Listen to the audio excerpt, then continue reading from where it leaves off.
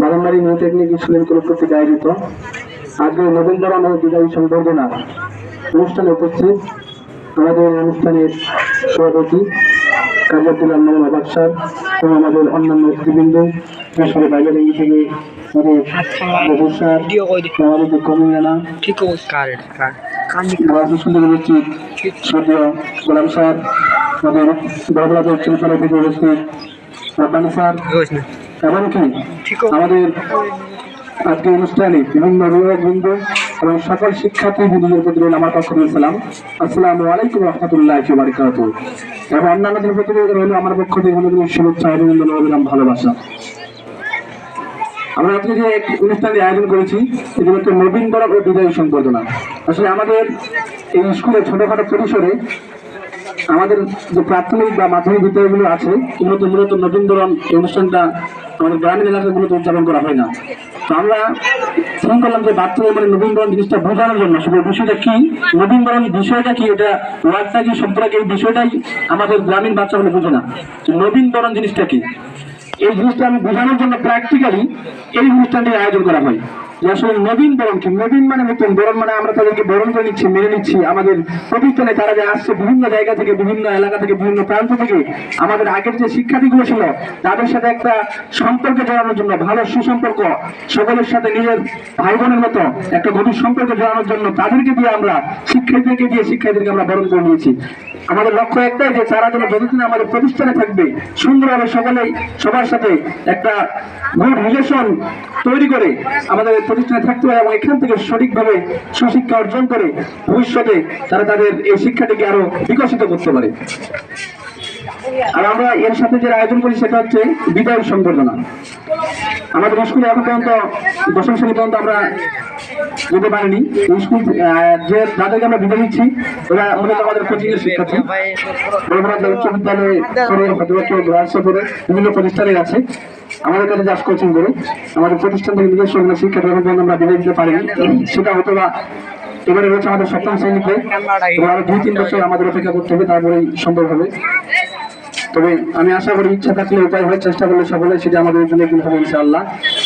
বিদায়ী শিক্ষার্থীদের উদ্দেশ্যে আমি বলি, আসলে বিদায় জিনিসটা, বিদায় শব্দটা এটা আমি কিছু মনে করি না বেশি। I think good bye is not to do. আমি মনে করি বিদায় বিষয়টা আহামরি কিছু নয়। বিদায় আসলে এটা আমাদের জাস্ট একটা বইয়ের পাতা মনে করেন অথবা বইয়ের অধ্যায় মনে করেন। আমরা যখন একটা বই পড়ি, একটা পাতা যখন আমাদের শেষ হয়ে যায়, পরবর্তী পাতা আমাদের জন্য অপেক্ষা করে সেটা আমাদের পড়তে হবে। এবার পর্যায়ে পড়তে দেখা যায় একটা লিসন আমাদের শেষ হয়ে গেছে, এরপর অপেক্ষা করে তার পরবর্তী লিসন আমাদের পড়তে হবে। এরপর দেখা যায় একটি করে প্রতিটি লিসন যখন শেষ হয়ে যায় এরপরে আমাদের শেষ নাই, এরপর দেখা আরো একটা অন্য বই আমাদের পড়তে হবে। এরপর যখন সবগুলো বই পড়া শেষ তখন আমাদের শেষ নেই, তখন আমাদের পরবর্তী ক্লাস আমাদের জন্য অপেক্ষা করতেছে।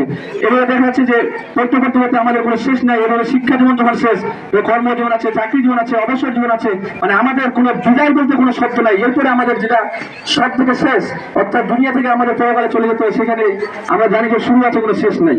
কিন্তু আমি মনে করি বিদায় জিনিসটা শুধু এটা একটা মাইল অতিক্রম করা, একটা স্তর থেকে আরেকটা স্তরে যাওয়া আমার মনে হয়।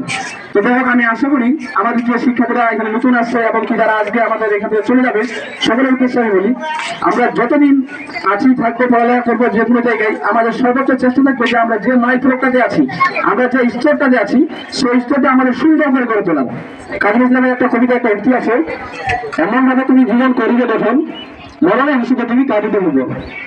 আমাদের জীবনটা এমন ভাবে যদি আমরা সফলতা অর্জন করতে চাই, যে এমন ভাবে আমাদের জীবনে কিছু সফলতা অর্জন করতে হবে যেখানে আমাদের মৃত্যুর পরে যে স্মৃতিগুলো নিয়ে ভবন, এই যে আমাদের সারা দুনিয়ায় অন্যান্য মানুষগুলো যে বেঁচে থাকবে তারা যেন আমাদেরকে নিয়ে সকালকে পালন করি। এরকম যদি আমরা আমাদের জীবনটাকে প্রতিষ্ঠিত করতে চাই তাহলে এটা আমাদের সর্বপ্রথম মূল ধাপ, মূল স্টেপ আমাদের এখানে। কারণ আমরা যারা এবার এসএসসি পরীক্ষা দেবো, এখানে এসএসসি পরীক্ষা যে শিক্ষার্থীগুলো ভালো রেজাল্ট করতে পারবে তারা দেখা যাবে পর্যায়ক্রমে এসএসসি থেকে ভালো একটা কলেজে পড়ালেখার চান্স পাবে। কলেজে যখন ভালো রেজাল্ট করতে হবে, কলেজ থেকে সে ভালো ভার্সিটিতে এডমিশন হওয়ার চান্স পাবে। আর ভার্সিটিতে ভালো পড়ালেখা করলে হয়তো তার জীবনে ভালো কিছু করার সুযোগ পাবে। আর যে শিক্ষার্থীগুলো এই সময়ে এসএসসি পরীক্ষায় নিম্নমানের রেজাল্ট করবে বা ফেল করবে, দেখা গেলে একটা ভালো কোনো কলেজে ভর্তি হওয়ার চান্স পাবে, তারা জীবনে কখনো কোনো ভার্সিটিতে এডমিশন হওয়ার চান্স পাবে না। তাহলে দেখা যাবে যে তাদের জীবনটা প্রায় এখান থেকে একটা অন্যদিকে চলে যাবে। এখন আমাদের চেষ্টা করতে হবে, এটা হচ্ছে আমাদের প্রথম স্তর। আগে আমাদের যেগুলো চলে গেছে সেগুলো কিভাবে গেছে না গেছে সেটা আমাদের দেখার সেরকম সময় নেই। এই স্তরটা আমাদের, এই যে পরীক্ষাটা আমাদের সামনে আছে, এই ফলাফলটা যদি আমরা ভালো করতে পারি, সর্বোচ্চ করতে পারি, তাহলে আমরা অবশ্যই একটা ভালো করে অ্যাডমিট হতে পারবো, এবং ভালো করে অ্যাডমিট হয়ে ভালো রেজাল্ট করতে পারলে অবশ্যই আমরা ভালো ভার্সিটিতে পড়ালেখা করতে পারবো। এই আশা আমাদের সবাইকে আমাদের মনের ভিতরে গড়ে তুলতে হবে যে আমরা কেন পারবো না, অন্যান্য আমাদের মতো শিক্ষার্থী নিতে পারে। আর যারা জিপিএ 5 পায়, যারা গোল্ডেন প্লাস পায়, ওরা কারা? ওরা তো আমাদের মতোই শিক্ষার্থী, ওরা তো কোনো অন্য গ্রহ থেকে আসেনি, বা ওদিকে তো ওরা তো জন্মগত কোনো মেধাবী শিক্ষার্থী আসেনি। আসলে শিক্ষাটা এমন বিষয় যেটা আমরা যতই ব্যবহার করবো, যতই প্রয়োগ করবো, তত অটোমেটিক্যালি বৃদ্ধি পাবে। এটা আমাদের সবাইকে সবাই করে তুলতে হবে। আজকে আমি আর বেশি কথা বলতে চাচ্ছি না, আমাদের এখানে অনেকে আছে, সবাই অপেক্ষা করছে, আমরা কিছুদিনের মধ্যে অনুষ্ঠান শেষ করবো।